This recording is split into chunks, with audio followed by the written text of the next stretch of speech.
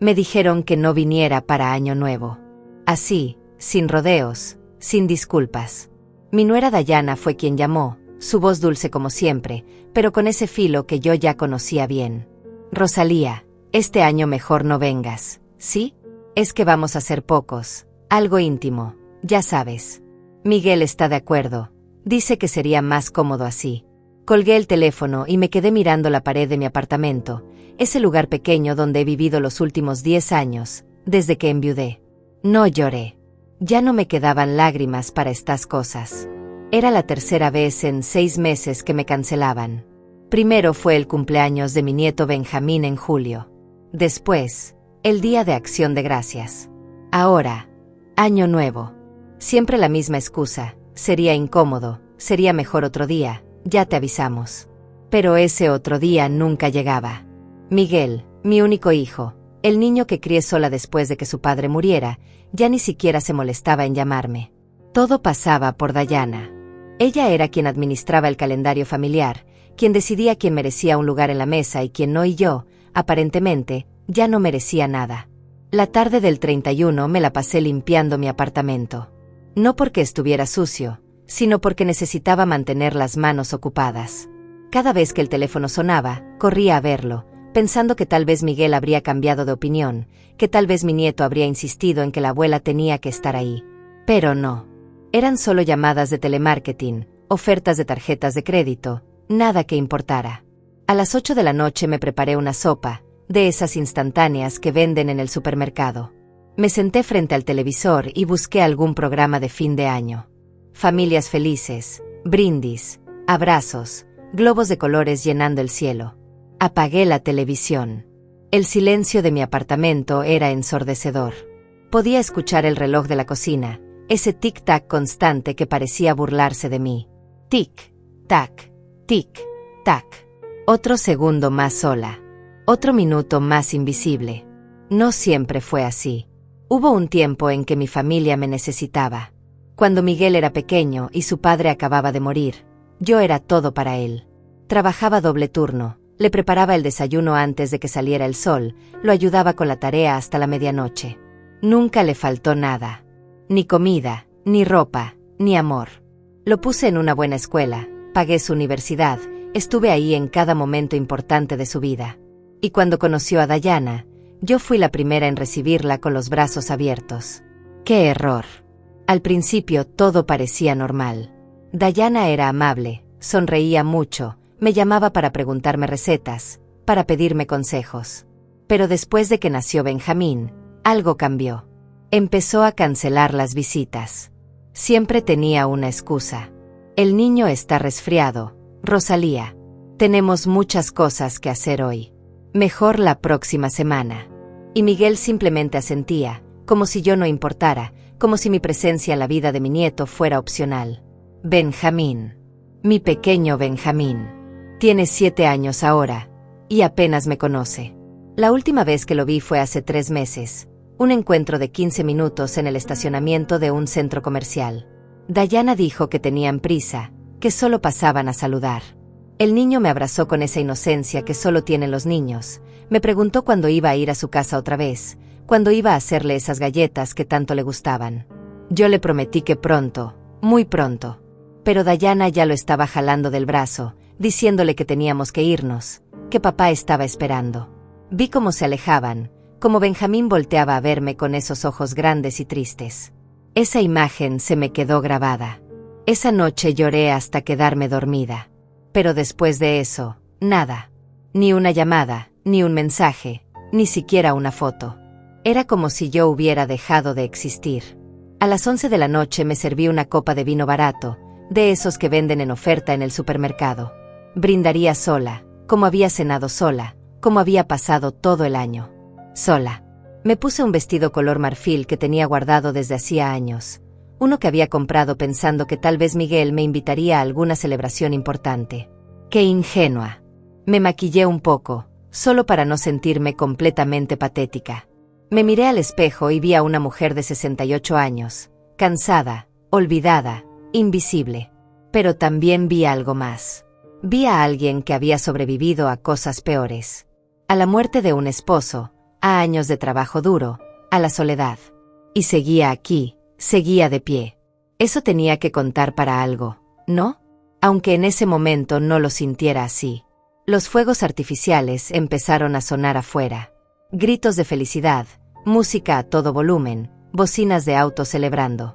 El año nuevo había llegado. Levanté mi copa hacia la ventana, hacia esa ciudad llena de gente que tenía a alguien con quien brindar. Salud, me dije a mí misma. Salud por otro año más de esto. Bebí el vino de un solo trago y dejé la copa sobre la mesa. Entonces, mi teléfono sonó. Era Miguel. Mi corazón dio un salto. Tal vez se había arrepentido, tal vez quería desearme feliz año nuevo, tal vez había recordado que tenía una madre. Contesté rápido, demasiado rápido. ¿Miguel?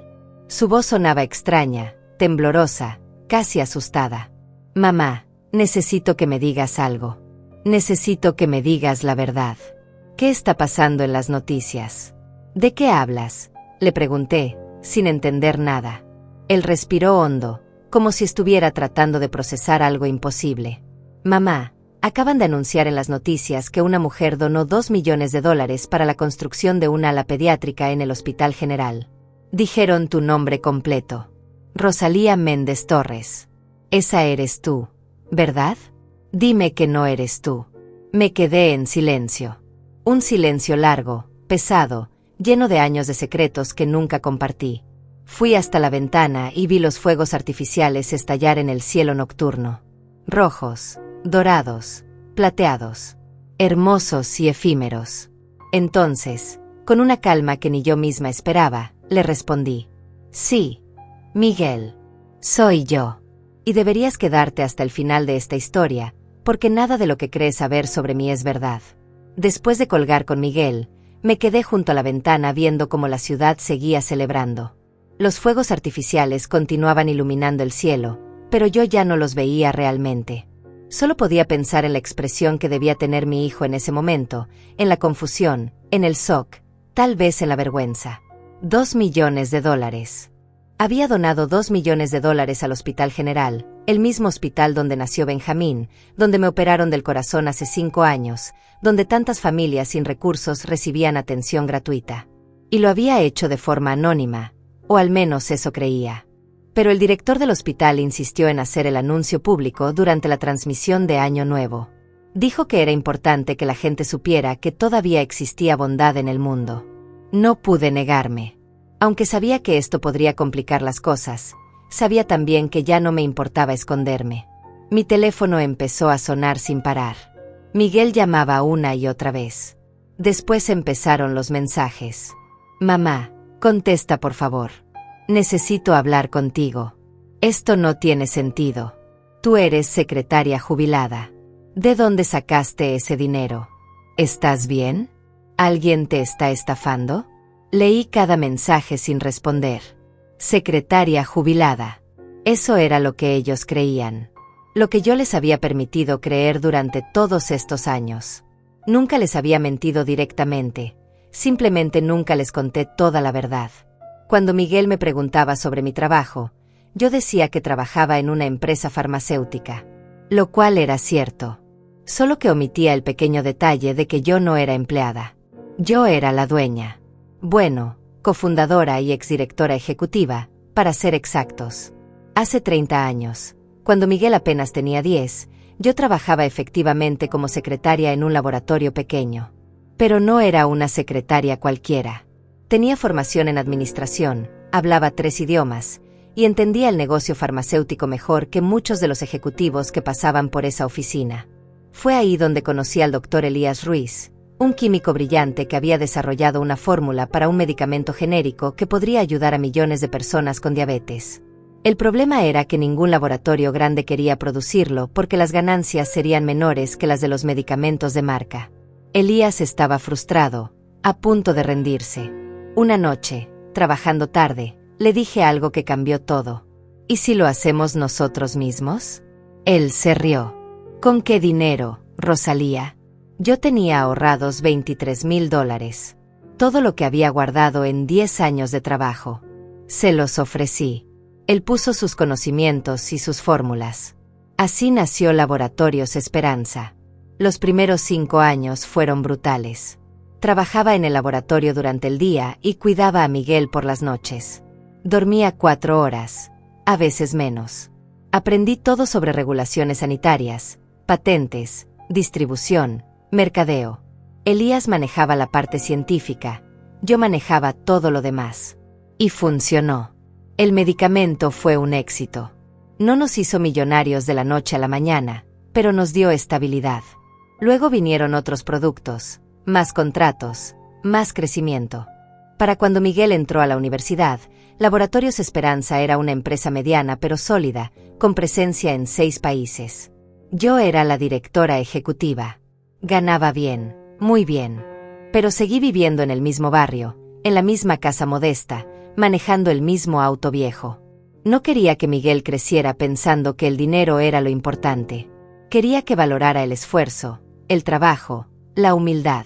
Cuando cumplí 60 años, Elías y yo recibimos una oferta de compra. Una corporación internacional quería adquirir Laboratorios Esperanza por una suma obscena. $85 millones. Elías quería rechazarla, pero yo estaba cansada. 30 años trabajando sin parar me habían pasado factura.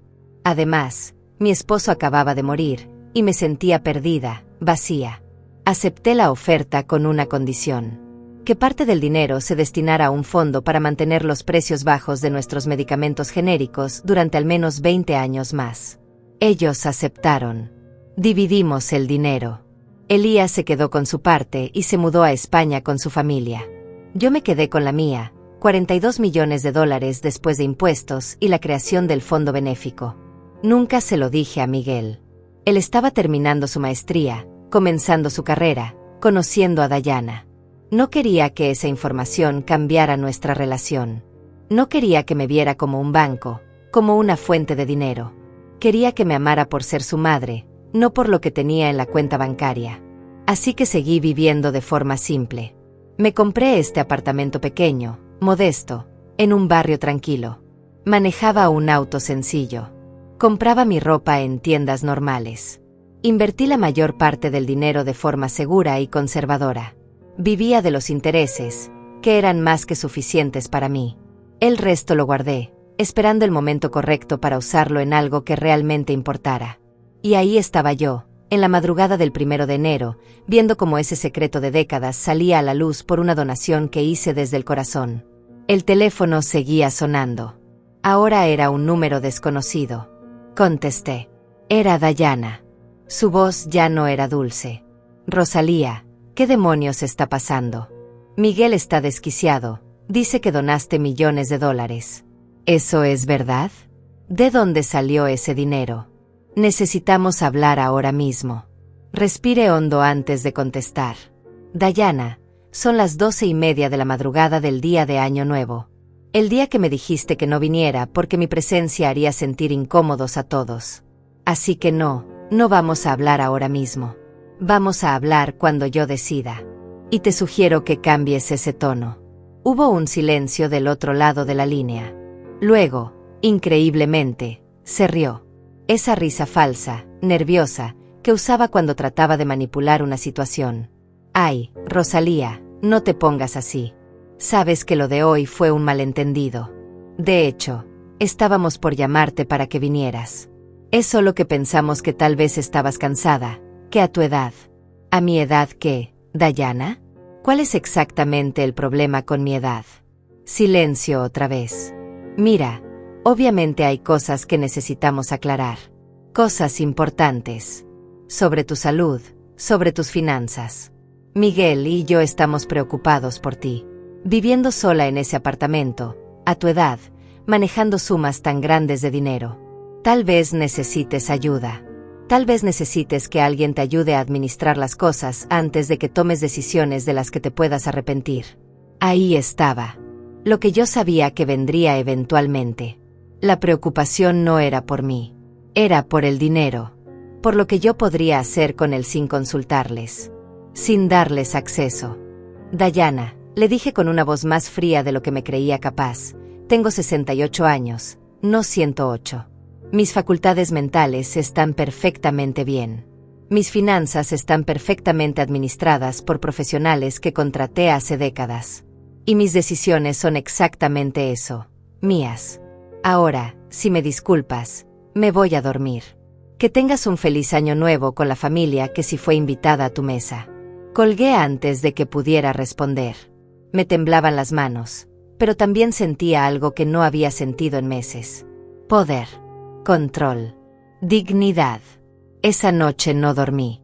Me quedé despierta pensando en todo lo que había callado durante tantos años, en todas las veces que me tragué el orgullo, que acepté el rechazo sin decir nada, que permití que me trataran como si fuera una carga. Pensé en Benjamín, en cómo Dayana lo alejaba de mí sistemáticamente, inventando excusas, creando distancia. Pensé en Miguel, en cómo se había convertido en un extraño que prefería la comodidad de no contradecir a su esposa antes que defender a su propia madre. Y pensé en mí, en la mujer que fui, en la empresaria que construyó algo de la nada, y en la mujer invisible en la que me había convertido por elección propia. Pero esa noche algo cambió. Esa donación no fue solo un acto de caridad. Fue una declaración. Fue el primer paso para dejar de esconderme. Y ahora que la verdad había comenzado a salir, ya no había vuelta atrás. El 2 de enero, a las 9 de la mañana, Miguel apareció en la puerta de mi apartamento. No había llamado antes. No había avisado. Simplemente tocó el timbre insistentemente hasta que abrí. Estaba desaliñado, con ojeras profundas, como si tampoco hubiera dormido. Mamá, tenemos que hablar. Ahora. Me hice a un lado y lo dejé entrar. Se quedó parado en medio de mi pequeña sala, mirando alrededor como si nunca hubiera estado ahí antes. Y técnicamente, casi nunca había estado. En 10 años viviendo en ese apartamento, Miguel me había visitado tal vez 5 veces, y siempre por menos de 20 minutos. Siempre tenía prisa, siempre tenía algo más importante que hacer. Se sentó en el sofá sin que lo invitara. Mamá, explícame qué está pasando. Las noticias, el dinero, todo. ¿Cómo es posible que tengas millones de dólares y nunca me dijiste nada? Viví con la preocupación de que apenas te alcanzaba la pensión, de que estabas pasando necesidades. ¿Y resulta que todo era mentira?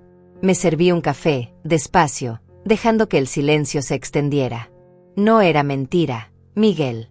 Nunca dije que tenía problemas de dinero. Ustedes asumieron. Y yo simplemente no los corregí. Pero eso no viene al caso ahora. La pregunta real es ¿por qué estás aquí?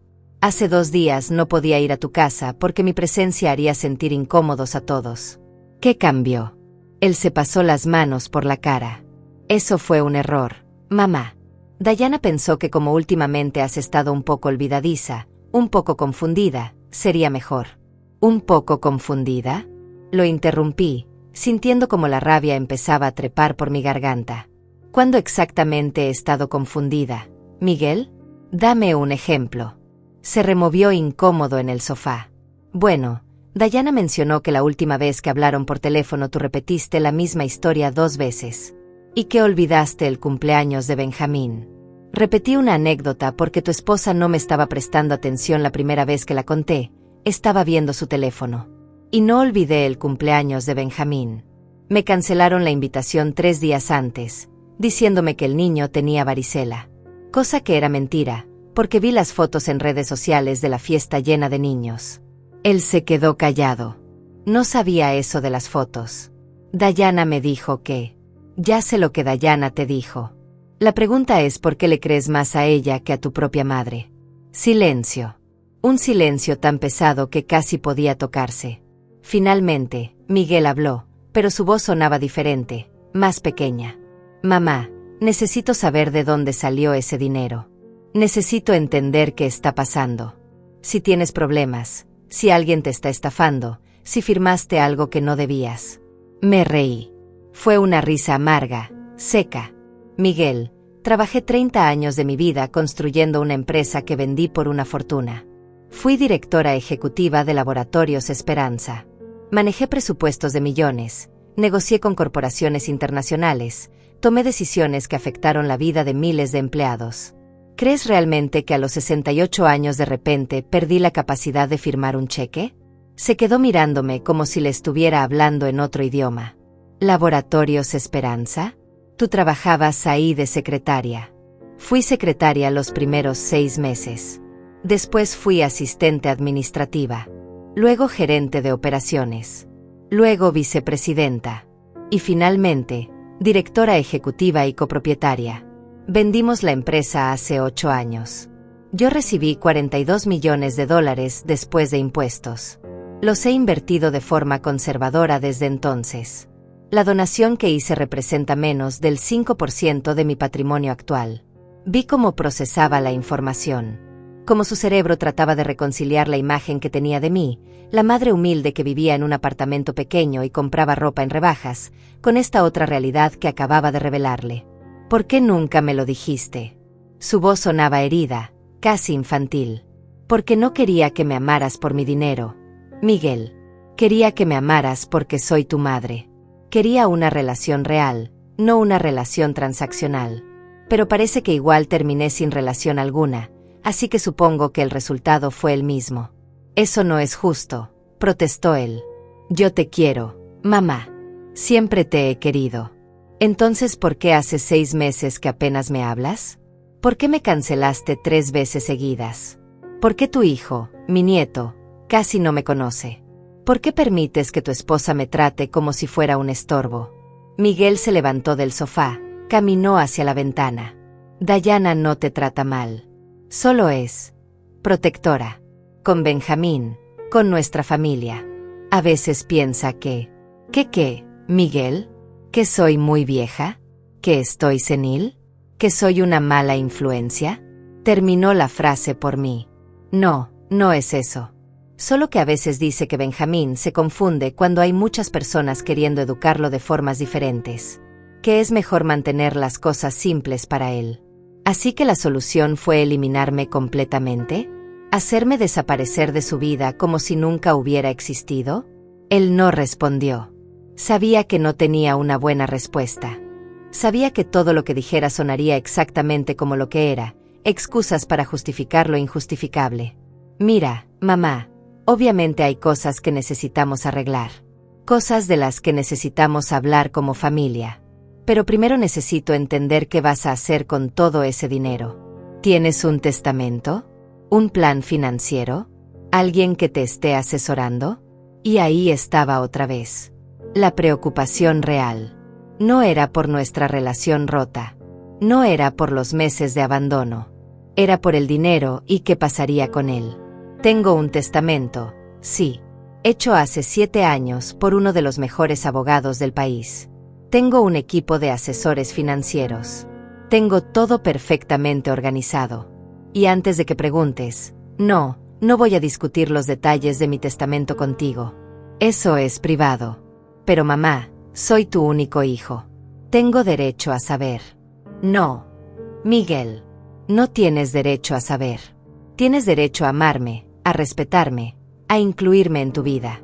Esos son derechos que vienen de ser mi hijo. Pero el acceso a mis finanzas no es uno de ellos. Vi cómo apretaba la mandíbula. Por primera vez en mi vida, vi a mi hijo no como mi niño, sino como un hombre que estaba haciendo cálculos, evaluando números, pensando en herencias. Y me rompió el corazón un poco más. Necesito hablar con Dayana, dijo finalmente. Necesitamos venir a verte juntos, sentarnos, aclarar todo esto como familia. Le di un sorbo a mi café, que ya estaba frío. No, Miguel. Dayana y yo no vamos a sentarnos a aclarar nada hasta que ciertas cosas cambien. Primero, quiero ver a mi nieto. No en un estacionamiento por 15 minutos, sino visitas reales, tiempo real. Segundo, quiero que dejes de tratarme como si tuviera un pie en la tumba. Tengo 68 años, no 90. Y tercero, quiero respeto. Si van a incluirme en su vida, que sea de verdad, no solo cuando les convenga o cuando quieran saber qué voy a hacer con mi dinero. Miguel se dirigió a la puerta. Esto no ha terminado, mamá. Vamos a volver a hablar. Le sostuve la mirada. Tienes razón. No ha terminado. Apenas está comenzando. Y te sugiero que cuando vuelvas, vengas preparado para escuchar, no solo para exigir. Salió dando un portazo. Me quedé ahí parada, en medio de mi pequeña sala, sintiendo como algo fundamental había cambiado entre nosotros. Había cruzado una línea. Ya no era la madre sumisa que aceptaba cualquier migaja de atención. Ahora era alguien con poder, con voz, con opciones. Y eso aterraba a mi hijo más que cualquier otra cosa. Porque por primera vez en su vida, yo no necesitaba nada de él. Pero él, aparentemente, necesitaba mucho de mí. Los días siguientes fueron extraños. Mi teléfono no paraba de sonar, pero no era Miguel quien llamaba. Eran periodistas, organizaciones benéficas, incluso algunas personas del pasado que no sabía que aún tenían mi número. Todos querían saber sobre la donación, sobre mi historia, sobre qué otros planes tenía. Rechacé todas las entrevistas.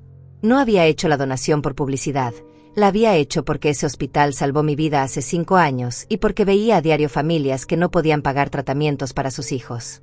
Eso era lo que importaba, no mi cara en las noticias. Pero hubo una llamada que sí contesté. Era Elías, mi antiguo socio. Rosalía, acabo de ver las noticias desde España. ¿2 millones de dólares? Siempre supe que tenías un corazón enorme, pero esto es impresionante. Nos reímos juntos, como en los viejos tiempos. Elías me contó sobre su vida en Barcelona, sobre sus nietos, sobre cómo había invertido su parte del dinero en proyectos educativos. Y luego me preguntó algo que me tomó por sorpresa. ¿Y tú, Rosalía? ¿Estás feliz? ¿Estás rodeada de gente que te quiere? Me quedé callada demasiado tiempo. Él suspiró. Ah, ya veo. ¿Problemas familiares? Le conté todo. La exclusión gradual, las cancelaciones, el año nuevo sola, la reacción de Miguel ante la noticia del dinero.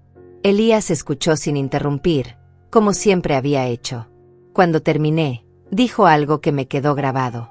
Rosalía, ¿recuerdas lo que te dije cuando rechazaste la primera oferta de compra? Que a veces tenemos que dejar que las cosas mueran para que algo nuevo pueda nacer. Aplica también para las relaciones. A veces la gente solo te valora cuando temes perderlos. Tal vez es tiempo de que tu hijo tema perderte a ti. El 8 de enero recibí un mensaje de Dayana. Era largo, elaborado, lleno de palabras cuidadosamente escogidas. Querida Rosalía, lamento mucho si hubo malentendidos recientes. Miguel y yo hemos estado hablando y nos dimos cuenta de que hemos sido injustos contigo. Queremos remediar eso. Te invitamos a cenar este sábado en casa. Benjamín está emocionado de verte. Podemos hablar de todo con calma, como familia. Por favor, ven. Te necesitamos. Leí el mensaje 3 veces. Cada palabra goteaba falsedad. No decía lo siento por excluirte. Decía lamento si hubo malentendidos, como si el problema fuera mi percepción, no sus acciones. No decía hicimos mal, decía hemos sido injustos, una admisión tibia y calculada. Y ese te necesitamos al final. No te extrañamos. No te queremos. Te necesitamos. Necesidad. Siempre volvía a eso. Respondí de forma simple. Asistiré. Pero quiero que Benjamín esté presente durante toda la cena, no que lo manden a dormir apenas llegue. Y quiero que esta conversación sea honesta. Si van a fingir, mejor ni nos reunamos. Dayana respondió casi inmediatamente. Por supuesto. Todo será honesto. Te lo prometo. Ese sábado me arreglé con cuidado. Me puse un conjunto color gris perla, elegante pero no ostentoso. Me maquillé, me peiné. Quería verme bien, fuerte, no como la anciana vulnerable que ellos parecían imaginar. Compré un regalo para Benjamín, un set de libros sobre ciencia para niños. Siempre le había gustado hacer preguntas sobre cómo funcionaban las cosas, y yo quería alimentar esa curiosidad. Llegué a su casa a las 7 en punto. Era una casa grande en un vecindario bonito, de esas que tienen jardín delantero y 2 autos en la entrada. Miguel me abrió la puerta. Hola, mamá. Me dio un abrazo rápido, incómodo. Pasa. Dayana está terminando de cocinar. Benjamín salió corriendo desde la sala. Abuela. Se lanzó a mis brazos con esa alegría pura que solo tienen los niños. Lo abracé fuerte, sintiendo cómo se me llenaban los ojos de lágrimas. Habían pasado 3 meses desde la última vez que lo había abrazado así. Había crecido, estaba más alto, su voz sonaba diferente. Te extrañé mucho, mi amor. Yo también, abuela. ¿Por qué ya no vienes a verme? Mamá dice que estás muy ocupada. Antes de que pudiera responder, Dayana apareció desde la cocina. Benjamín, cariño, deja que tu abuela entre. No la asfixies. Sonreía, pero sus ojos no sonreían. Rosalía, qué gusto verte. Te ves muy bien. Nos sentamos a la mesa. Dayana había preparado una cena elaborada, pollo al horno con vegetales, ensalada, pan casero. Todo se veía perfecto, como salido de una revista. Comenzamos a comer, haciendo conversación superficial. Benjamín hablaba sobre la escuela, sobre sus amigos, sobre un proyecto de ciencias que estaba haciendo. Yo escuchaba cada palabra como si fuera oro, memorizando cada detalle de la vida de mi nieto que me había perdido. Después del plato principal, Dayana llevó a Benjamín a lavarse las manos.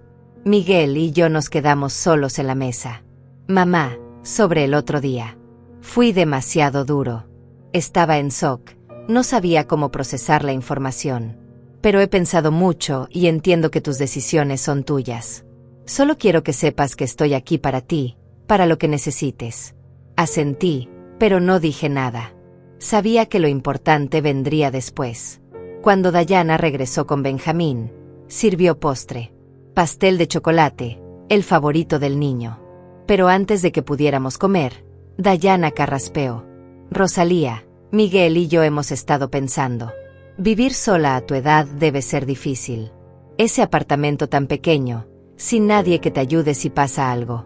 Y ahora con todo este asunto del dinero, debe ser estresante manejar todo eso sola. Queremos proponerte algo. Aquí me viene, pensé. Aquí viene lo que realmente querían. Hemos pensado que tal vez podrías venir a vivir con nosotros. Tenemos espacio de sobra. Podrías estar cerca de Benjamín, no estarías sola, y nosotros podríamos ayudarte con las cosas del día a día. Con tus finanzas, con tus citas médicas, con todo. Sería más fácil para todos. La miré directamente a los ojos. ¿Y mi apartamento qué pasaría con él? Ah, bueno, podrías venderlo o rentarlo. O si prefieres, podríamos ayudarte a administrarlo. Miguel tiene contactos en bienes raíces. ¿Y mis finanzas? ¿También las administrarían ustedes? Dayana sonrió, esa sonrisa que ahora reconocía como pura manipulación. Bueno, no necesariamente administrarlas, pero sí ayudarte.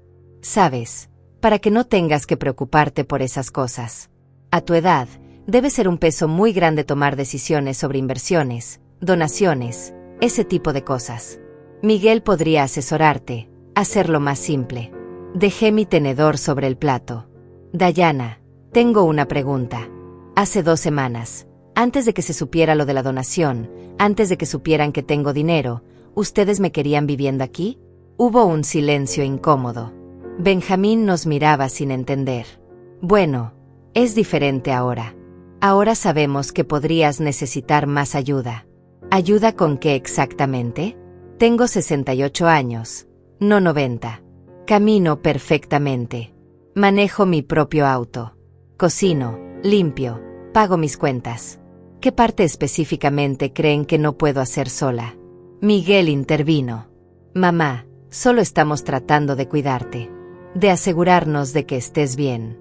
No es solo por el dinero, si eso es lo que estás pensando. Me levanté de la mesa. Benjamín, mi amor, gracias por cenar conmigo. Te quiero mucho.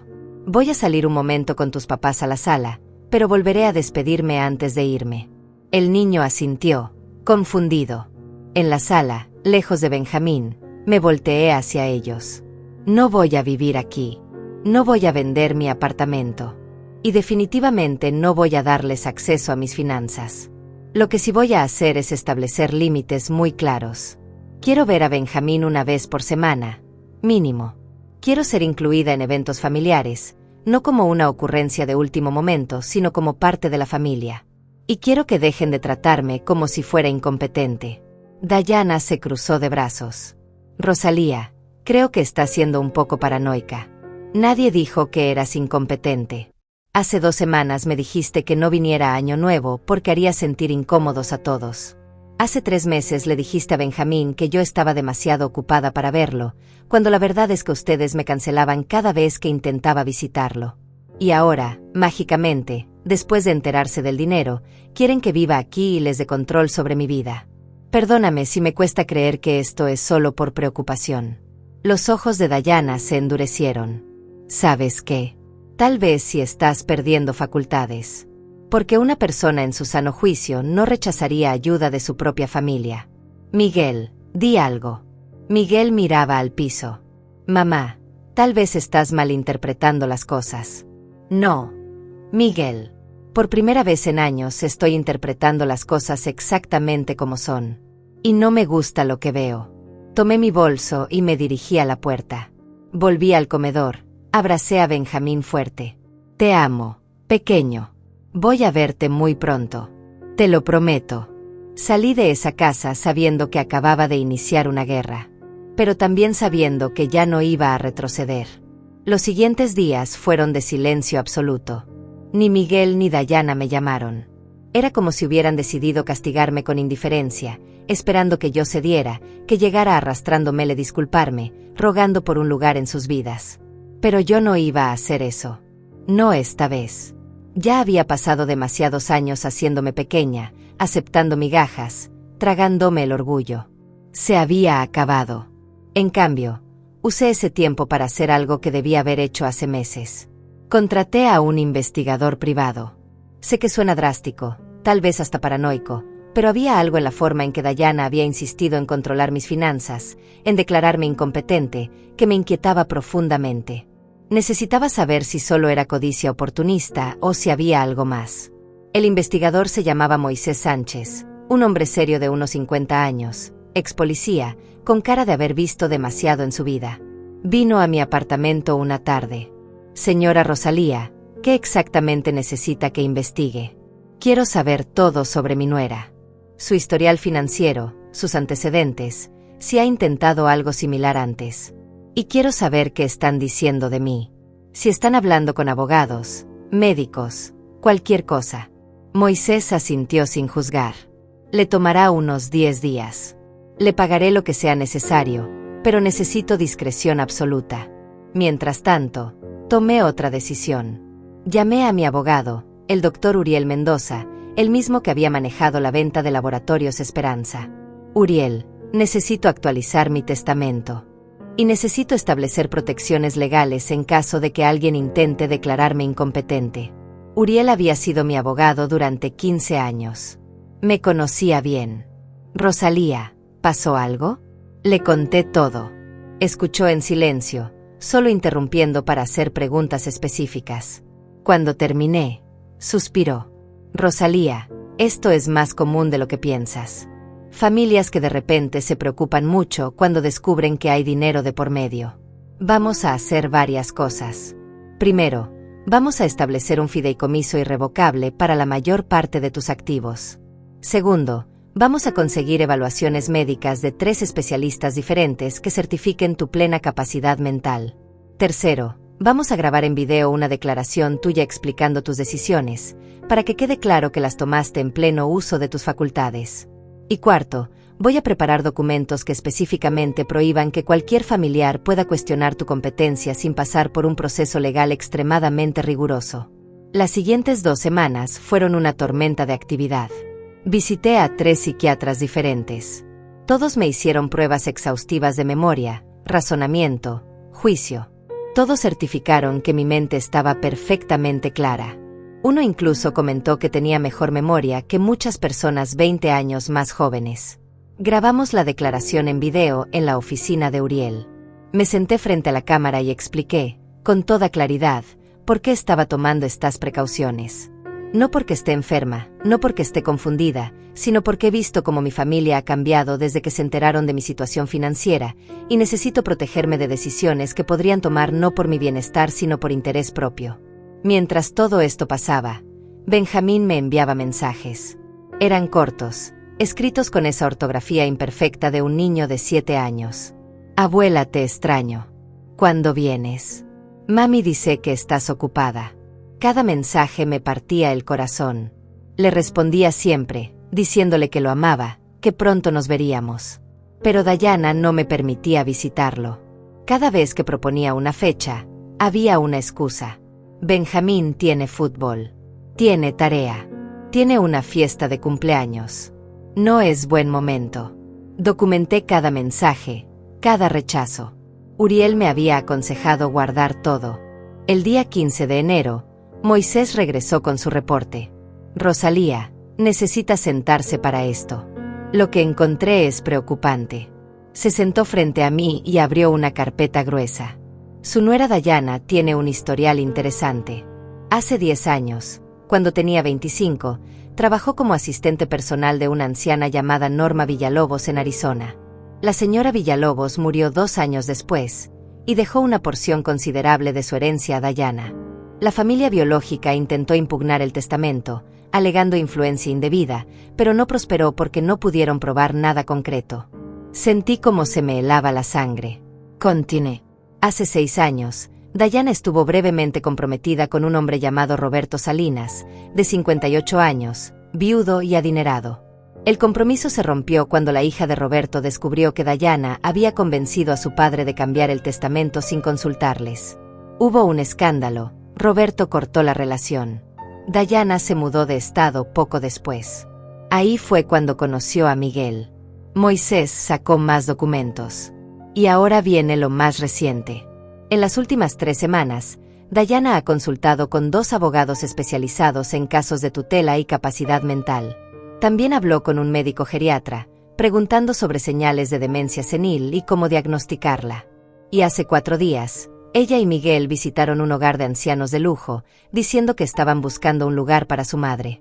Me quedé sin aire. Literalmente sentí que no podía respirar. Todo estaba ahí, negro sobre blanco. No era paranoia. No era malinterpretación. Era un plan. Un plan calculado para declararme incompetente, internarme en algún lugar y tomar control de mi dinero. Moisés puso su mano sobre la mesa. Hay más. Encontré conversaciones en redes sociales entre Dayana y una amiga suya. No pude acceder a todo, pero un contacto me consiguió capturas de pantalla. En ellas, Dayana literalmente dice, cito textual, la vieja tiene millones y ni siquiera sabe qué hacer con ellos. Si podemos demostrar que no está bien, podríamos tener acceso a todo. Miguel es hijo único, todo le tocaría eventualmente.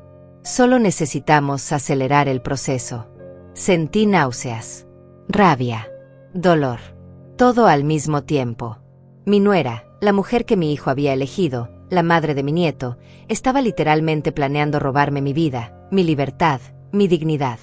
Y Miguel, mi hijo, estaba involucrado.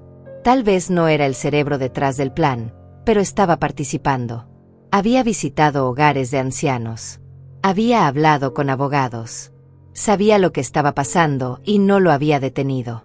Gracias, Moisés. Necesito copias de todo esto. Las tiene. Y señora Rosalía, le recomiendo que actúe rápido. Si ellos están consultando abogados, probablemente están preparando algún tipo de acción legal. Necesita adelantarse. Esa noche no dormí. Me quedé despierta mirando las estrellas desde mi ventana, pensando en cómo había llegado hasta aquí. Pensando en el bebé que cargué en brazos hace 38 años, el niño que lloró en mi regazo cuando murió su padre, el adolescente que me abrazaba y me decía que yo era la mejor mamá del mundo. ¿Dónde se había ido ese Miguel? Cuando se había convertido en este hombre que podía mirarme a los ojos y planear encerrarme. Pero también pensé en Benjamín, mi nieto inocente, atrapado en medio de esto. Si yo actuaba, si exponía a Dayana, si llevaba esto a un enfrentamiento legal, él sufriría. Vería a su familia destruirse. Crecería sabiendo que su madre había intentado robarle a su abuela. Eso lo marcaría para siempre. Pero si no actuaba, terminaría en un hogar de ancianos, drogada con sedantes, declarada demente, mientras ellos vivían de mi dinero. Y Benjamín crecería pensando que su abuela realmente había perdido la cabeza, que todo había sido por su propio bien. No podía permitir eso. No podía dejar que me borraran así. Al día siguiente llamé a Uriel. Necesito que prepares algo. Quiero invitar a Miguel y Dayana a una reunión formal. Aquí, en tu oficina. Diles que es para discutir mi planificación patrimonial, que quiero incluirlos en las decisiones. Uriel dudó. Rosalía, ¿estás segura? Esto podría escalar muy rápido. Lo sé. Pero ya escaló. Ellos ya tomaron su decisión. Ahora yo voy a tomar la mía. Y quiero que sea en un lugar neutral, con testigos, con todo documentado. Quiero que vean exactamente con quién están tratando. La reunión se agendó para el 22 de enero. Una semana. 7 días para prepararme para el momento que cambiaría todo. 7 días para decidir exactamente hasta dónde estaba dispuesta a llegar para defender mi dignidad. Uriel me advirtió. Rosalía, una vez que pongamos estas cartas sobre la mesa, no hay vuelta atrás. Su relación con su hijo podría quedar destruida permanentemente. Lo sé, le dije. Pero prefiero vivir con dignidad sin mi hijo, que vivir encerrada sin mi libertad. Pasé esa semana en una calma extraña. Era como el ojo del huracán. Sabía que se venía la tormenta, pero por ahora, todo estaba quieto. Ordené mi apartamento. Organicé mis documentos. Escribí cartas para Benjamín, para que las leyera cuando fuera mayor, explicándole todo, para que supiera la verdad. Y esperé. Esperé a que llegara el día en que mi familia descubriría que la anciana invisible que habían subestimado durante tanto tiempo, en realidad era mucho más fuerte de lo que jamás imaginaron. El 22 de enero llegó con un cielo gris y pesado, como si hasta el clima supiera que algo importante estaba por suceder. Me desperté temprano, me arreglé con cuidado. Elegí un traje color beige, serio pero elegante. Me maquillé, me peiné. Quería verme exactamente como lo que era, una mujer de negocios, una persona que había construido un imperio desde cero, no la anciana frágil que ellos querían ver. La reunión era a las 3 de la tarde en la oficina de Uriel. Llegué media hora antes. Uriel ya estaba ahí, revisando documentos, preparando todo. Rosalía, última oportunidad de retroceder. Una vez que empecemos, esto va a ser definitivo. No voy a retroceder, le dije con firmeza. Necesito hacer esto. Por mí, por mi dignidad, y honestamente, por Benjamín. Algún día él necesitará saber la verdad. Uriel asintió. Entonces hagámoslo bien. Miguel y Dayana llegaron exactamente a las 3. Los vi desde la ventana de la oficina, estacionando su auto nuevo, uno de esos vehículos caros que siempre me habían dicho que era un regalo de la empresa donde trabajaba Miguel. Ahora me preguntaba cuántas otras mentiras me habían dicho. Entraron a la sala de juntas donde los esperábamos. Dayana traía un vestido elegante color verde esmeralda, Miguel un traje oscuro. Se veían prósperos, seguros, casi arrogantes. «Hola, mamá», dijo Miguel, dándome un beso rápido en la mejilla. «Gracias por invitarnos. Queremos que sepas que estamos aquí para apoyarte en lo que necesites». Dayana sonrió, esa sonrisa que ahora me producía náuseas. «Sí, Rosalía. Queremos ayudarte a tomar las mejores decisiones para tu futuro». Nos sentamos alrededor de la mesa. Uriel carraspeó. «Bueno, comencemos. La señora Rosalía me ha pedido que organice esta reunión para discutir su planificación patrimonial y algunos asuntos relacionados». Dayana se inclinó hacia adelante, los ojos brillando. «Por supuesto. Rosalía, Miguel y yo hemos estado pensando mucho en tu futuro. Sabemos que manejar tanto dinero puede ser estresante, especialmente a tu edad. Queríamos proponerte que nos des un poder notarial para que podamos ayudarte con las decisiones financieras importantes. Así no tendrías que preocuparte por nada». Miguel asintió. «Es lo mejor, mamá. Así podríamos asegurarnos de que nadie se aproveche de ti, de que tus inversiones estén bien manejadas. Y si en algún momento necesitas cuidados especiales, ya tendríamos todo en orden para actuar rápido». Los miré a ambos. «¿Cuidados especiales? ¿A qué te refieres exactamente, Miguel?» Él intercambió una mirada con Dayana. «Bueno, ya sabes. Si en algún momento tu salud, mental o física, se deteriora. Es normal a tu edad. Queremos estar preparados». Uriel intervino. «Interesante que mencionen eso. Señora Rosalía, ¿quiere compartir lo que hemos preparado?» Saqué una carpeta de mi bolso. «Miguel, Dayana, he estado haciendo algunas averiguaciones en las últimas semanas. Cosas que me parecieron necesarias dado lo extraño de su comportamiento reciente». La cara de Dayana se tensó ligeramente. «¿Averiguaciones? ¿Qué tipo de averiguaciones?». Abrí la carpeta y saqué el primer documento. Por ejemplo, supe que hace 3 semanas consultaron con 2 abogados especializados en tutelas. También que visitaron el hogar de retiro Valle Dorado, un centro de ancianos de lujo, preguntando por disponibilidad y costos. El color desapareció de las mejillas de Miguel.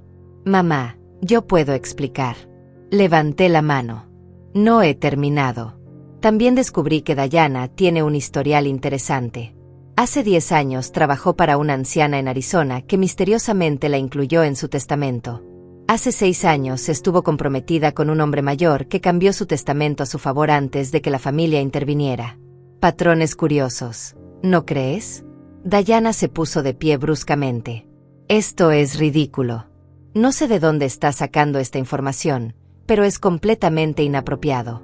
Esas situaciones no tienen nada que ver con esto. Las personas me dejaron dinero porque les importaba, porque construimos relaciones genuinas. Saqué otro documento. Relaciones genuinas. ¿Como los mensajes que le enviaste a tu amiga Lilia hace 2 semanas? Los que dicen, y cito, la vieja tiene millones y ni siquiera sabe qué hacer con ellos. Solo necesitamos demostrar que no está bien y podríamos tener acceso a todo. El silencio que siguió fue absoluto. Miguel miraba a Dayana con una expresión que nunca le había visto. Era una mezcla de shock, horror y algo que podría ser comprensión tardía. Dayana, ¿eso es verdad? Le preguntó con voz temblorosa. Dayana abrió la boca, la cerró, la volvió a abrir. Miguel, ella está tergiversando todo. Sacando cosas de contexto. John, no está tergiversando nada, interrumpió Uriel. Tenemos capturas de pantalla certificadas. Tenemos testimonios del investigador privado. Y tenemos documentación de cada una de sus consultas con abogados y médicos. Todo está aquí, todo es verificable. Miguel se hundió en su silla. Mamá, yo no sabía sobre los mensajes. Dayana me dijo que solo estábamos explorando opciones, por si acaso las necesitabas en el futuro. Dijo que era por tu propio bien. ¿Por mi propio bien? ¿Internarme en un hogar de ancianos cuando estoy perfectamente sana? ¿Declararme incompetente cuando 3 psiquiatras certificaron lo contrario la semana pasada? ¿Robar mi dinero era por mi propio bien? Saqué más documentos de la carpeta. Aquí están las evaluaciones médicas. 3 especialistas diferentes, todos certificando que mi capacidad mental está intacta. Aquí está mi declaración en video, explicando todas mis decisiones. Aquí está el fideicomiso irrevocable que establecí la semana pasada, protegiendo mis activos. Y aquí, Miguel, está mi testamento actualizado. Le pasé una copia. Miguel la tomó con manos temblorosas. Empezó a leer. Vi cómo su cara cambiaba mientras procesaba cada línea. Mamá, ¿esto dice que estás desheredado? Sí. Salvo por un fondo educativo para Benjamín que él recibirá directamente cuando cumpla 25 años. Ni tú ni Dayana recibirán un centavo de mi patrimonio. El resto se distribuirá entre organizaciones benéficas, hospitales, programas educativos. Lugares donde sé que el dinero hará bien, no donde alimentará la codicia. Miguel tenía lágrimas en los ojos. Mamá, por favor. Sé que las cosas se salieron de control, pero sigo siendo tu hijo. No puedes hacer esto. Me incliné hacia adelante, mirándolo directamente. Miguel, hace 2 meses me dijeron que no fuera Año Nuevo porque mi presencia haría sentir incómodos a todos. Durante 6 meses me cancelaron repetidamente, me alejaron de mi nieto, me trataron como un estorbo. Pero en el momento en que se enteraron del dinero, de repente querían que viviera con ustedes, que les diera control de mis finanzas, que firmara poderes notariales. No soy tonta, hijo. Sé exactamente qué cambió y por qué. Dayana recuperó la compostura, su voz ahora dura y calculadora. Esto no va a quedar así. Vamos a impugnar ese testamento. Vamos a conseguir nuestros propios médicos que certifiquen que no estás en tus cabales. Una mujer de tu edad donando millones, desheredando a su único hijo, claramente no está pensando con claridad. Uriel sonrió, pero no era una sonrisa amable. Pueden intentarlo. Pero deberían saber que todo este proceso ha sido documentado meticulosamente. Tenemos videos, evaluaciones múltiples, testimonios de personas que han trabajado con la señora Rosalía durante décadas. Y ahora también tenemos evidencia de su intento de manipulación, de influencia indebida, de conspiración para declararla incompetente fraudulentamente. Si llevan esto a corte, no solo van a perder, sino que expondrán públicamente todo lo que han hecho. Los medios adorarían esta historia. Diana se puso de pie tan rápido que su silla casi se cae. Esto es extorsión. Nos están amenazando. Uriel mantuvo su tono calmado, profesional. No es extorsión, señora. Es una advertencia legal. Ustedes tienen derecho a impugnar el testamento si lo desean. Solo les estamos informando de las consecuencias probables de esa decisión. Diana tomó su bolso. Vámonos. Miguel. No tenemos que escuchar esto. Pero Miguel no se movió. Seguía sentado, mirando los documentos frente a él, las evaluaciones médicas, el testamento, toda la evidencia de lo que habían planeado y de cómo yo me había adelantado. Mamá, susurró, necesito saber algo. ¿Alguna vez pensaste dejarme algo? Antes de todo esto, ¿cuál era tu plan original? La pregunta me dolió más de lo que esperaba. Por supuesto que sí, Miguel. Mi testamento original, el de hace 7 años, te dejaba el 60% de todo. El otro 40% iba para caridad y para un fondo educativo de Benjamín. Ibas a heredar más de $25 millones. Pero eso fue antes de que me empezaras a tratar como invisible, antes de que me alejaras de mi nieto, antes de que tu esposa planeara robarme mi libertad. Vi cómo esa información lo golpeaba.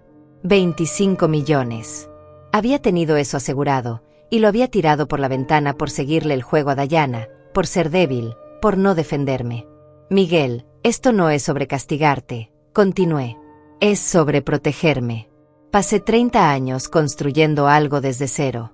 Sobreviví a la muerte de tu padre, a años de trabajo brutal, a sacrificios que ni siquiera imaginas. Y no voy a dejar que nadie, ni siquiera mi propio hijo, me quite mi dignidad en los años que me quedan. Diana jaló a Miguel del brazo. Ya escuchaste suficiente. Ella ya tomó su decisión. Ahora nosotros tomaremos la nuestra. Vamos. Esta vez Miguel se levantó, pero antes de irse se volteó hacia mí. ¿Y Benjamín? ¿Qué va a pasar con él? Mi voz se quebró un poco. Benjamín es inocente en todo esto. Él tiene un fondo educativo de $2 millones que recibirá cuando cumpla 25. Pero más importante que eso, quiero seguir viéndolo, seguir siendo su abuela. Si ustedes me lo permiten. Si pueden dejar de usar a ese niño como arma. Diana soltó una risa amarga. ¿Quieres ver a nuestro hijo? Después de acusarnos de todo esto, de desheredar a Miguel, de amenazarnos con exposición pública? ¿Y aún así esperas que te demos acceso a Benjamín? Uriel intervino nuevamente. Señora, el acceso de una abuela a su nieto es un derecho que puede ejercerse legalmente si es necesario. Especialmente cuando hay evidencia de alienación parental intencional, como los mensajes documentados cancelando visitas sin causa justificada. Los ojos de Diana echaban fuego. ¿Están amenazando con demandarnos por derechos de visita ahora? Esto es increíble. No estamos amenazando, aclaré. Estamos estableciendo hechos. Yo quiero una relación con mi nieto. Ustedes han pasado meses impidiendo eso. Si la única forma de verlo es a través de la corte, entonces eso haré. Pero preferiría que fuéramos adultos civilizados que pueden separar sus problemas financieros de la relación de un niño con su abuela. Miguel negó con la cabeza, como si estuviera despertando de una pesadilla. Necesito tiempo para procesar todo esto. Necesito pensar. Tómate el tiempo que necesites, le dije. Pero mientras piensas, recuerda una cosa. Yo no cambié. Sigo siendo la misma persona que fui siempre. La única diferencia es que ahora saben cuánto dinero tengo. Y eso no debería haber cambiado nada entre nosotros, pero lo cambió todo. Pregúntate por qué. Salieron de la oficina. Escuché sus pasos alejándose por el pasillo, luego el silencio. Me dejé caer en la silla, sintiendo de repente todo el peso de lo que acababa de pasar. Uriel puso su mano en mi hombro. Lo hizo bien, Rosalía. Sé que no fue fácil, pero era necesario. Me sequé una lágrima que no sabía que había derramado. Acabo de perder a mi hijo, Uriel. Tal vez lo perdió hace meses, Rosalía. Solo que ahora lo sabe con certeza. Y a veces saber es mejor que vivir en la ilusión. Los días siguientes fueron extrañamente tranquilos. No hubo llamadas furiosas, no hubo amenazas, no hubo drama. Solo silencio. Un silencio que de alguna manera era peor que cualquier confrontación. Pero entonces, 4 días después de la reunión, recibí un mensaje. Era de un número que no reconocía. Señora Rosalía, soy Soraya Campos, maestra de Benjamín en la escuela primaria. Disculpe que me contacte así, conseguí su número a través del directorio de emergencias. Necesito hablar con usted sobre Benjamín. Él ha estado muy triste últimamente, preguntando por usted. Hoy lloró durante el recreo diciendo que extraña a su abuela. Pensé que debía saberlo. Mi corazón se partió en 1000 pedazos. Le respondí inmediatamente, agradeciéndole por avisarme. Luego llamé a Uriel. Necesito iniciar el proceso legal para derechos de visita. Ahora. No puedo dejar que ese niño sufra por las decisiones egoístas de sus padres. Uriel comenzó los trámites esa misma tarde. Pero 2 días después, cuando el abogado de Miguel recibió la notificación, todo explotó. Miguel me llamó, su voz llena de rabia. ¿Nos estás demandando? ¿En serio, mamá? No es suficiente con desheredarnos. ¿Ahora quieres arrastrarnos a corte? Miguel, solo quiero ver a mi nieto. Ustedes me han bloqueado de su vida durante meses. ¿Qué más quieres que haga? Esto no es sobre ti, le grité, perdiendo la paciencia por primera vez. Es sobre Benjamín. Ese niño me ama, me extraña, está sufriendo.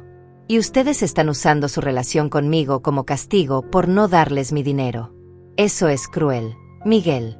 Es abuso emocional hacia tu propio hijo. Hubo un largo silencio. Cuando Miguel habló de nuevo, su voz sonaba diferente, más pequeña. Dayana dice que no es bueno para Benjamín tener contacto contigo ahora. Dice que está confundido, que todas estas peleas legales lo están afectando. ¿Y qué crees tú, Miguel? No lo que dice Dayana, ¿qué crees tú? Otro silencio. No sé qué creer ya, mamá. Todo está tan complicado. Está complicado porque Dayana lo complicó, le dije con firmeza. Yo doné dinero a un hospital. Eso fue todo. Pero ella vio una oportunidad, vio dólares, y convirtió nuestra familia en un campo de batalla. Y tú la dejaste. Tú escogiste su codicia sobre el amor de tu madre. Eso no es complicado, Miguel. Es simple y doloroso. Colgó sin decir adiós. Pero algo en esa conversación me dio esperanza. Por primera vez, había escuchado duda en su voz. Duda sobre Dayana, sobre las decisiones que habían tomado, sobre todo. Tal vez, solo tal vez, todavía había una parte de mi hijo ahí dentro, enterrada bajo capas de manipulación y codicia. Tal vez aún podía salvarlo. O tal vez solo estaba aferrándome a ilusiones. Uriel me advirtió que no esperara milagros. Rosalía, casos como estos rara vez terminan bien. Incluso si gana los derechos de visita, la relación con su hijo probablemente esté dañada permanentemente. Necesita prepararse emocionalmente para eso. Lo sé, le dije. Pero no estoy haciendo esto para salvar mi relación con Miguel. Estoy haciendo esto para que Benjamín sepa que su abuela nunca se rindió con él, que siempre luchó por estar en su vida. Algún día, cuando sea mayor, va a necesitar saber eso. Una semana después, sucedió algo que nadie esperaba. La historia se filtró a la prensa local. No sé quién lo hizo, si fue alguien de la oficina de Uriel, alguien del hospital, o tal vez la misma Dayana tratando de pintarme como la villana. Pero de repente, los periódicos locales estaban publicando artículos. Empresaria filántropa en disputa legal con familia. Millonaria de 68 años demanda por derechos de visita con nieto. Los detalles eran vagos, pero suficientes para generar interés. Mi teléfono explotó con llamadas de periodistas. Rechacé todas las entrevistas. Pero el daño, o quizás la justicia, ya estaba hecho. La gente empezaba a hablar. Y en una ciudad pequeña como la nuestra, eso significaba que Miguel y Dayana ahora enfrentaban algo que nunca esperaron. Escrutinio público. La presión pública fue inmediata y brutal. En una ciudad donde todos se conocen, donde los chismes viajan más rápido que las noticias oficiales, la historia de una abuela millonaria peleando por ver a su nieto mientras la familia intentaba controlar su fortuna se volvió el tema de conversación en todos lados. Miguel trabajaba en una firma de consultoría respetada. Dayana daba clases de yoga en un estudio boutique del centro. Ambos dependían de su reputación, de mantener una imagen de personas exitosas, equilibradas, confiables. Y esa imagen se estaba desmoronando. Uriel me llamó una tarde. Rosalía, acabo de recibir una llamada del abogado de Miguel. Quieren negociar. Fuera de corte, sin juicio público. Están dispuestos a establecer un calendario de visitas regular si usted retira la demanda. Me senté en mi sofá, procesando la información. Después de semanas de silencio, de hostilidad, de negativas, ahora quería negociar. No era por arrepentimiento genuino. Era por miedo. Miedo a que más detalles salieran a la luz, a que la gente supiera exactamente qué habían intentado hacer. ¿Qué están ofreciendo exactamente? Uriel revisó sus notas. Una visita supervisada cada 2 semanas, 2 horas cada vez, en un lugar neutral. Y revisión de los términos cada 6 meses. Me reí con amargura. ¿Visitas supervisadas? ¿Como si yo fuera una amenaza? ¿Como si fuera yo quien necesita vigilancia? 2 horas cada 2 semanas para ver a mi propio nieto. Uriel suspiró. Sé que no es ideal, pero es un comienzo. Y legalmente, podría tomar meses conseguir algo mejor a través de la corte. Además, una vez que establezca un patrón de visitas exitosas, será más fácil expandir los términos. No, le dije con firmeza. No voy a aceptar ser tratada como una criminal. Quiero visitas sin supervisión, una vez por semana, mínimo 4 horas. Y quiero que esas visitas incluyan la posibilidad de llevarlo a mi apartamento, al parque, a cualquier lugar normal donde una abuela pasa tiempo con su nieto. Eso nunca van a aceptar, advirtió Uriel. Entonces nos vemos en corte, respondí. Y que salga todo a la luz. Todo. 2 días después, el abogado de Miguel respondió. Aceptaban mis términos, pero con una condición. Que yo firmara un acuerdo de confidencialidad sobre los eventos recientes, que no hablara públicamente sobre Dayana, sobre sus antecedentes, sobre nada de lo que había descubierto. Querían comprar mi silencio. Lo discutí con Uriel durante horas. Por un lado, firmar significaba proteger a Benjamín de más escándalo, de más dolor. Significaba poder verlo, reconstruir nuestra relación sin el circo mediático. Por otro lado, significaba dejar que Dayana saliera impune, permitir que su reputación quedara intacta, que pudiera intentar lo mismo con otra familia vulnerable en el futuro. Al final, tomé una decisión que sorprendió incluso a Uriel. Acepto la confidencialidad, pero con mis propias condiciones. Quiero que Dayana también firme un documento reconociendo los hechos, todos los hechos. Los mensajes, las consultas con abogados, los planes de internarme. No necesita ser público, pero necesita existir, estar certificado, guardado en un lugar seguro. Y si alguna vez vuelve a intentar algo similar, con cualquier persona, ese documento se hace público automáticamente. Es como una bomba de tiempo legal. Uriel sonrió. Rosalía, eso es brillante.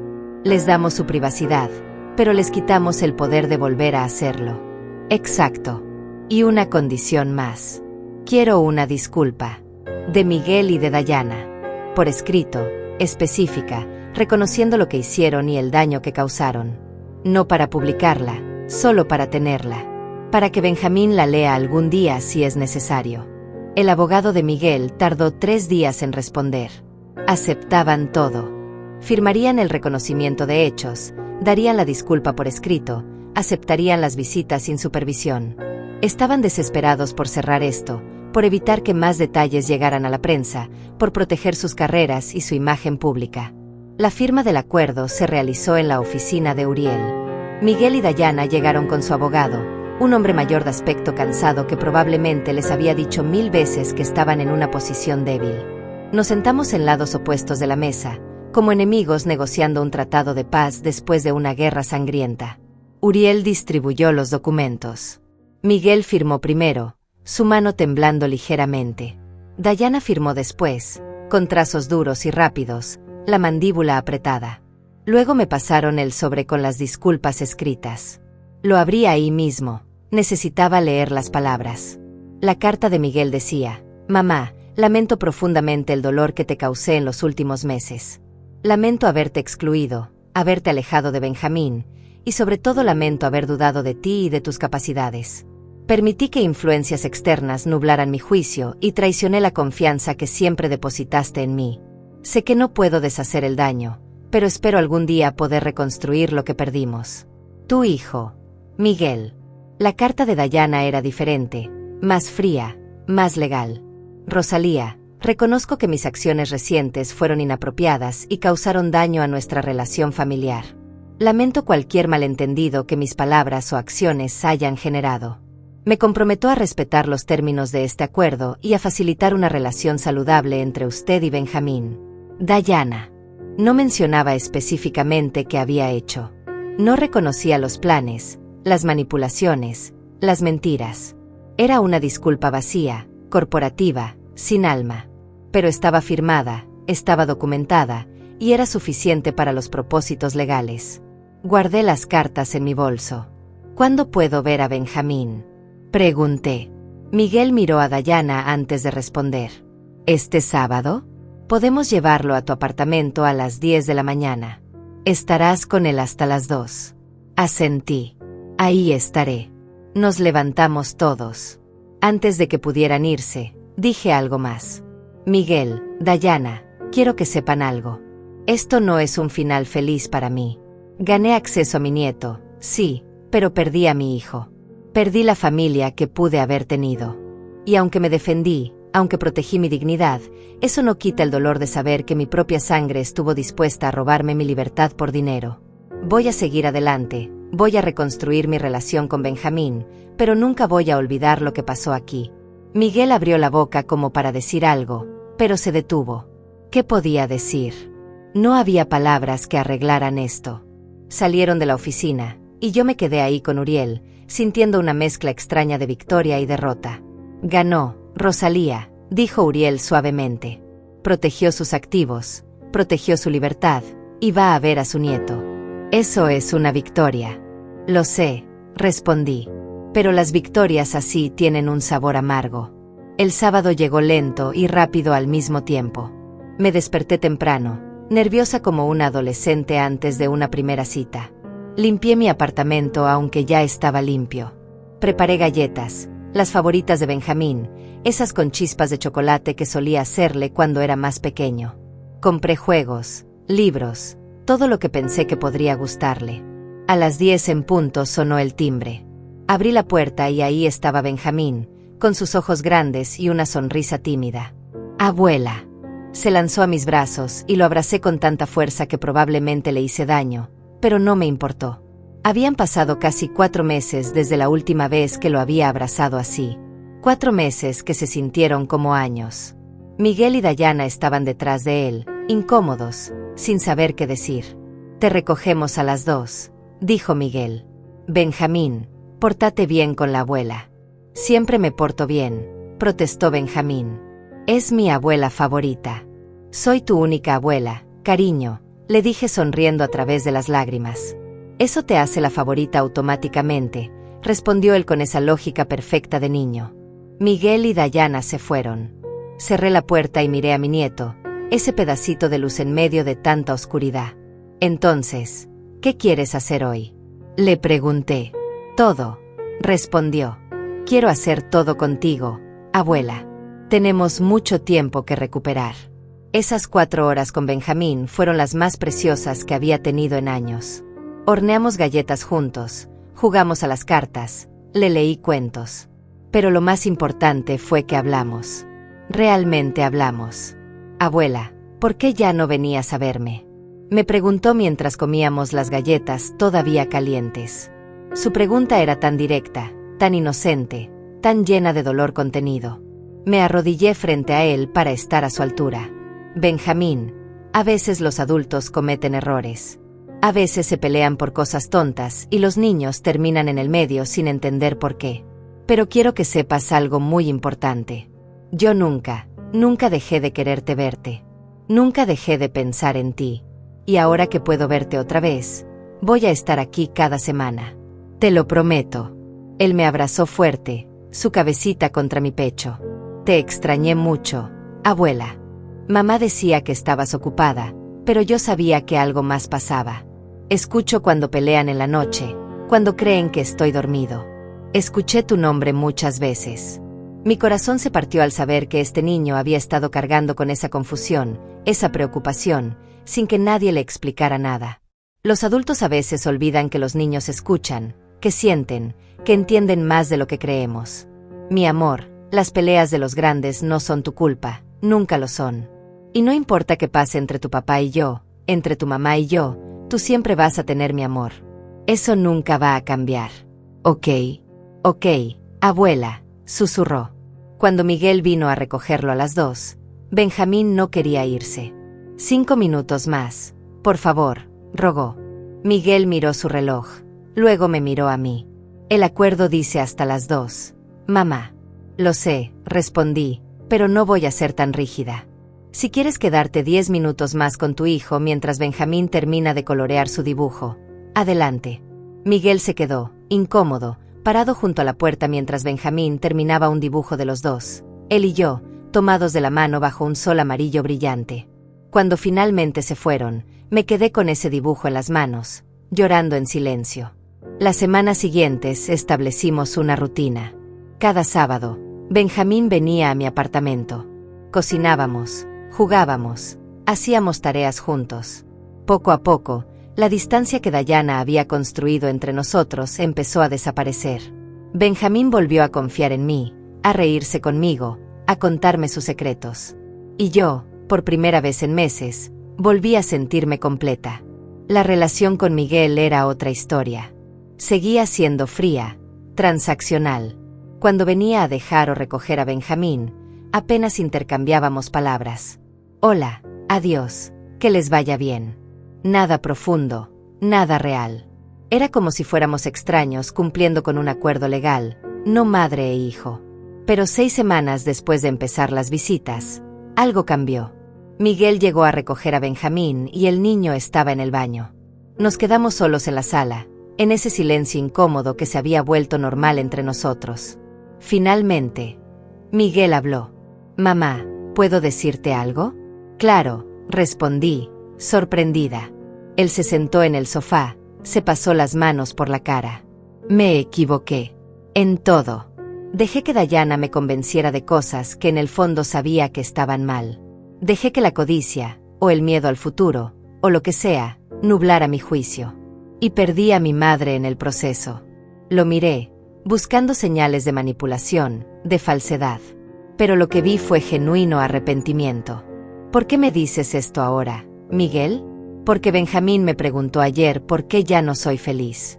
Un niño de 7 años notó que su padre no sonríe como antes.